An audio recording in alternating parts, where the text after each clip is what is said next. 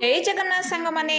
आज आम बनइबा कटकर पारंपरिक और स्वादिष्ट कटकी पोई शाग घाट ताले चलतु ना यार रेसिपी आरंभ करवा से मुझे कटकी पोई शाग नहीं प्रथम भल भाव बाछिकी धोईकी आम कौन करवा ना काटिदबा तापर ये देखु गोटे पैन रे मुग डाली को देदेबा मुग डाली को भल भाव भाजवा भाजी सारापर भल भाव धोईकी प्रेसर कुकर देदेबा आउे कखारू बैगण को छोट छोट काटिकी देछि शाग भितर छोट छोट काटिकी आम एड करदे लुण टेस्ट हिसाब से देदेबा अल्प पानी देकी यहाँ प्रेसर कुकर घोड़े देकी दुईटी हुइसिल आसला पर्यटन आम अपेक्षा करवा एपटे कड़े बसैबा गैस ऑन करके तेल देदेबा सुखिला लंका जीरा सोरिष बिरी डाली ए सब को टिके फुटी सारा पर ये पियाज एड करदे पियाज को टिके भल भाव गोल्डन ब्राउन